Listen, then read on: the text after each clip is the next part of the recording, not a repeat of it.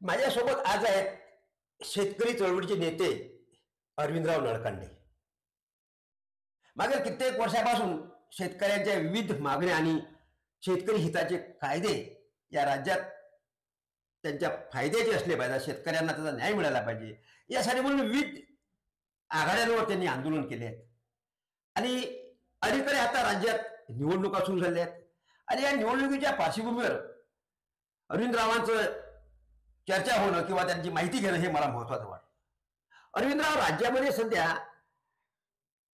स्थानिक स्वराज्य संस्थेच्या निवडणूक आहेत आणि या स्थानिक स्वराज्य संस्थांच्या निवडणुकीमध्ये भारतीय जनता पक्ष असेल, त्यांची महाविकास आघाडी असेल, यांची महायुती असेल, तर असं असताना राज्यामध्ये आता ह्या महाविकास आघाड्या आणि युत्या हे अगदी यांनी वेगळं स्वरूप घेतलं आहे. म्हणजे एकला चळवळीची भूमिका आहे. काय सांगता येईल तुम्हाला? म्हणजे सुरुवातीलाच जेव्हा महानगरपालिका किंवा स्थानिक स्वराज्य संस्थांच्या निवडणुका जाहीर झाल्या त्यावेळेस महायुतीच्या नेत्यांकडून किंवा भाजपाच्या नेत्यांकडून हे स्पष्ट केलेलं होतं की सर्वत्र बहुतेक आपण महायुती म्हणून निवडणूक लढू, पण ज्या ठिकाणी स्थानिक पातळीवर काही जुळत नाही तर मग स्वतंत्रपणे निवडणुका लढायला हरकत नाही आणि नंतर मग आपण सगळे एकत्र येणार आहोत. बरं, हे आधीच हे केलं होतं. आणि त्यातल्या त्यात पुन्हा भारतीय जनता पक्षाच्या नेत्यांकडून एक गोष्ट स्पष्ट केली होती की ही निवडणूक कार्यकर्त्यांची आहे. बरोबर, नेत्यांच्या निवडणुका झाल्या आणि आता कार्यकर्त्याला तुम्ही निवडणुकीत उभं केलं पाहिजे, बरोबर आहे. असं देवेंद्रजी आणि त्याच्या आधी तर मोदींनी सुद्धा म्हटलं होतं की संपूर्ण देशातली विविध पक्षाची घराणेशाही आणि ही मोडून काढली पाहिजे.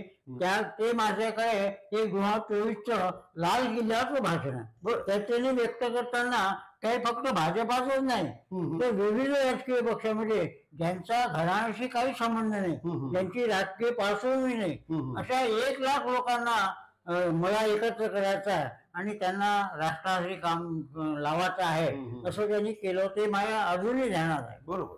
पण महाराष्ट्रामध्ये जे काही दिसते, मी 4-5 मतदारसंघामध्ये जाऊन आलो तर त्यामध्ये मला एक ट्रेंड असा दिसला या निवडणुकीमध्ये की विस्थापित विरुद्ध प्रस्थापित आणि सर्वसामान्यपणे जो मतदार आहे तो त्याच्या मनामध्ये निर्माण झाली आहे की प्रस्थापितांच्या विरुद्ध, मग तो भारतीय जनता पक्षाचा प्रस्थापित असो, शिवसेनेचा असो की काँग्रेसचा असो की महाविकास आघाडीतला असो, असं एक चित्र मला दिसते आहे. तुम्ही आता म्हणलाय की ह्या निवडणुका खऱ्या अर्थानं कार्यकर्त्याच्या निवडणुका आहेत. नेत्यांच्या निवडणुका विधानसभेपर्यंत झाल्या आहेत, त्यावेळेस त्यांनी आपापल्या पद्धतीने नेता निवडलेला आहे. ही कार्यकर्त्याची निवडणूक आहे. मग कार्यकर्ते निवडणूक म्हटल्यानंतर अनेक मतदारसंघामध्ये, अनेक महानगरपालिका, नगर परिषदामध्ये आमदारांच्या बायका, आमदारांच्या सुना, आमदारांच्या भावाच्या बायका, त्यांच्या प्रतीक नातलग असे उभे राहिले. म्हणजे मग कसं करते कार्यकर्त्याची कशी काय निवडणूक म्हणणार? म्हणून मी ते कोट केलं मोदीजींचं. बरं, त्यांनी हीच खंत व्यक्त केली होती की हा देश जो बर्बाद झाला त्या खऱ्या घराणेशाहीमुळं, त्याच्यामुळं त्यांनी जी संकल्पना मांडली की मला सुरुवातीला 1 लाख लोक मला असे तयार करायचे. बरं, मी सगळं पाहिल्यानंतर हे जेव्हा भाजपाच्या नेत्यांकडून स्पष्ट झालं तर त्याचं मोठं स्वागत केलं की कार्यकर्त्याच्या बाजूनं नेत्यांनी उभं राहावं, ही निवडणूक नेत्यांची नाही. बरोबर, तर याचं स्वागत केलं. पण चित्र असं दिसलं मला जे काही जाहीर झालं. हो ना, आमच्या खामगाव मतदारसंघामध्ये आकाश फुलकर यांची वहिनी उभी आहे. तुमच्या अमरावती भागात पण असंच म्हणजे घरातलेच उमेदवार आहे. त्या अकोटला त्या आमदाराचा मुलगा उभा आहे अंजनगावला. बरोबर. तुमच्या दर्यापूरला त्या आमदारांची पत्नी की काही कोणी उभा आहे. मग याच्यावर काय सांगता येईल? म्हणजे याचं हे सगळं दिसल्यानंतर जेव्हा मी वाचलं तेव्हा खंत वाटली, मनाला दुःख झालं की देशाचे नेते, राज्याचे नेते सांगतात, तुम्हाला आवाहन करतात की कार्यकर्त्यांनी ही निवडणूक लढवू द्या आणि तुम्ही नेमकं बाकीच्या पक्षाचं सोडा, पण किमान भारतीय जनता पक्षाच्या नेत्यांनी राज्य पातळीवरच्या किंवा आता सध्या म्हणजे महाराष्ट्रात नगरपालिका आहे तर तिथे त्यांनी हे पत्र पाहायला पाहिजे आणि नेत्यांनी इच्छा जरी व्यक्त केली तरी त्यांना सांगायला पाहिजे की तुझी ताकद जी आहे, जे काही सामान लांब धंदभेद जे काही ताकद असेल तू कार्यकर्त्याच्या बाजूला लाव. त्याच्याकडे नसतील ना पैसे आणि तुमच्याकडे कुठून आले पैसे? तुमच्याकडे पैसे आहे म्हणून तुम्ही जर हे हो काढलं ना, नेमकी हीच भीती दाखवली जाते उमेदवारांना बिलकुल. की तुमच्याकडे पैसे आहेत काय, तुमच्याकडे पैसे आहेत काय. कारण निवडणुका संपूर्ण गावातून किंवा शहरातून एक नगराध्यक्ष ठरणार आहे. बिलकुल. त्यामुळे पैसा लागते अशी अशी एक हे केल्या जाते, स्कीम काढल्या जाते. आणि त्यामुळे पैसा नाही म्हणून मग पैसा कोणाकडे आहे, मग आमदार खासदाराकडेच आहे. मग यांच्या बायका मुलांनाच राहते. मग तो पैसा काय तुमच्यासाठी आहे का? कार्यकर्त्यांनी खर्च करा ना. बरोबर. तो जर मेहनत करते हा. त्याच्यावर पैसा नसताना तुमच्यासाठी, तर तुमच्यावर पैसा आहे, तुमच्यावर प्रतिमा आहे, तुमचं एक वलय आहे, त्या वलयाचा फायदा त्या कार्यकर्त्यासाठी तुम्ही करा ना. दिलं. ही अपेक्षा आहे, बरोबर. मोदींची अपेक्षा आहे आणि देवेंद्र फडणवीसांची सुद्धा आहे अपेक्षा. राज्यामध्ये मध्यंतरी काल परवा एक बातमी ऐकली आम्ही की देवेंद्र फडणवीस यांनी राज्यातल्या तमाम जेवढे नगरपालिका असतील हो. त्या सगळ्या आपल्या ताब्यात घेण्याचं ठरवलं आहे. हो. म्हणजे प्रत्येक ठिकाणी आपला भगवा हो, फळक पडायचा हो, विषय आहे. हो. आणि 30 ते 32 सभा म्हणजे पर डे 2 ते 3 सभा ते घेणार आहे. हो, हो. तर याच्यावरून म्हणजे एक विरोधी पक्षांना काही वाव आहे की नाही राज्यात? म्हणजे खरं तर म्हणजे काय विरोधी पक्षांचं फार चांगलं सुरू आहे. काय ती त्यांची ती एकत्र येतात का मध्यंतरी उभाटा आणि राज ठाकरे काँग्रेस म्हणते की जे आम्हाला राज ठाकरे तर सोडा पण उभाटा सुद्धा उद्धव ठाकरे सुद्धा आम्हाला नको. मग शिल्लक काय राहिलं?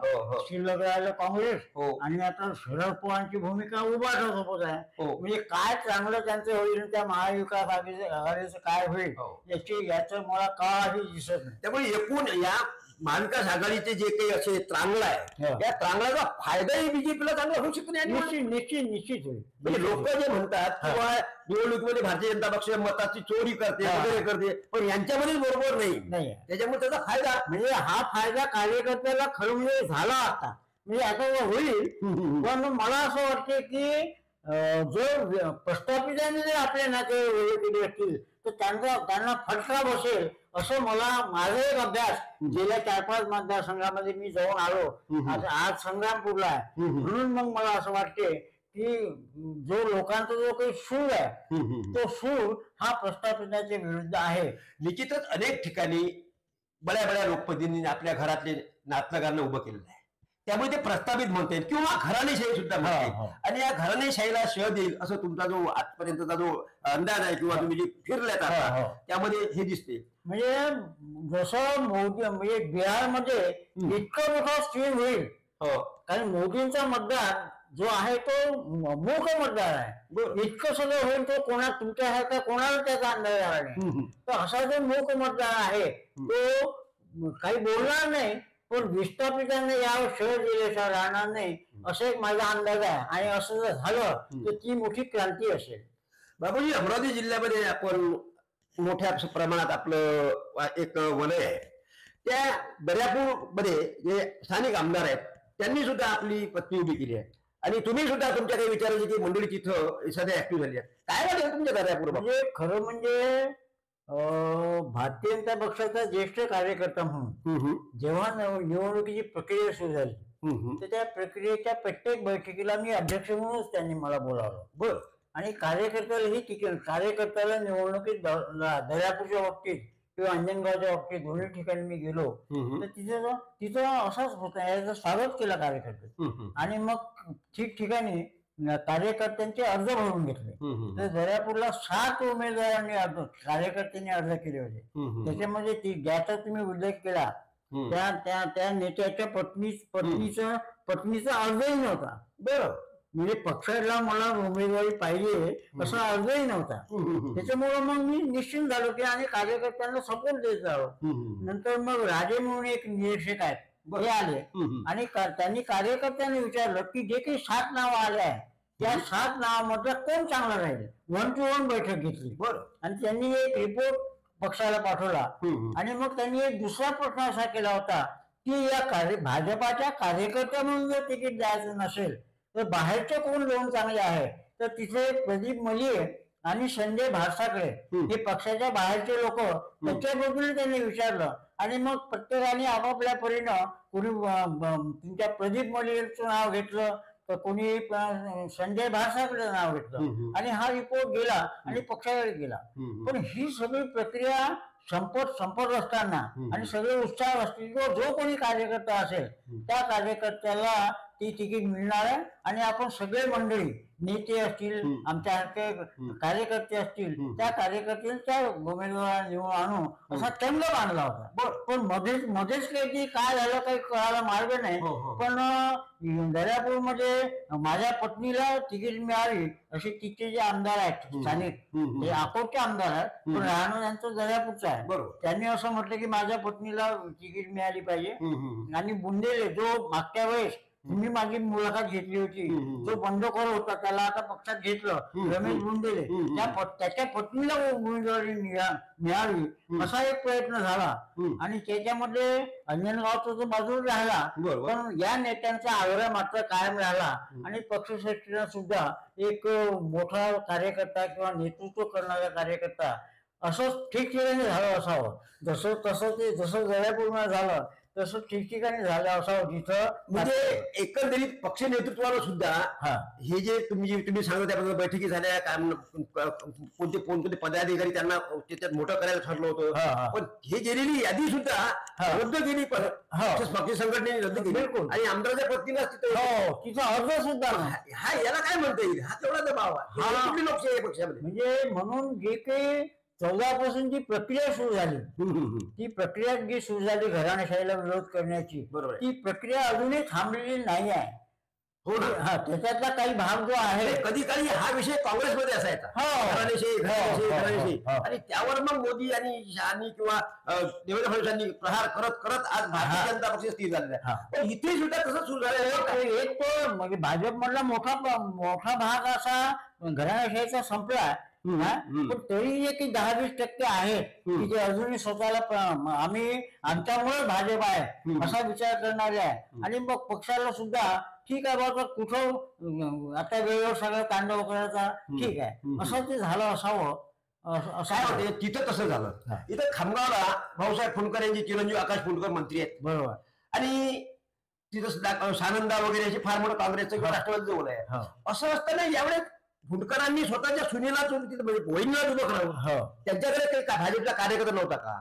मला अपेक्षित नव्हतं हे. बरोबर. म्हणजे भाऊसाहेबांचे माझे फार आधीपासून संबंध आहे. आकाशी चांगला कार्यकर्ता आहे. आणि त्यांनी आता कार्यकर्त्यांनी केलं म्हटलं की आता याला समजायला मार्ग नाही, पण हे मला अपेक्षित नव्हतं. खरं म्हणजे त्यांनी जर नाही आम्हाला कार्यकर्त्याला न्याय द्या, कारण निवडणूक आहे कार्यकर्ते, आणि जर आकाशनी जर तशी भूमिका घेतली असती तर पक्षांनी त्याचं स्वागतच केलं असतं असं मला वाटतं. म्हणजे अनेक ठिकाणी कोटेपणा या नेत्यांनी दाखवलेला आहे. आणि आपलाच एकला चलोडे किंवा आपल्या घरचाच उमेदवार दिल्यामुळे बऱ्याच ठिकाणी हे झालेलं आहे. अशामध्ये जर प्रस्थापित विस्थापित ही जर लढाई झाली तर अनेकांच्या, कोणा आमदाराचा मुलगा असेल, कोण्या आमदाराची पत्नी असेल, कोण्या आमदाराची भाऊजई असेल, वहिनी असेल, ह्या सुद्धा पराभूत झाल्या. तर निश्चितच ही निवडणूक खऱ्या अर्थानं या राजकीय नेत्यांना त्याची जागा दाखवून दिल्याशिवाय राहणार नाही. कॅमेरामॅन सुरेश प्रल्हाद दातार,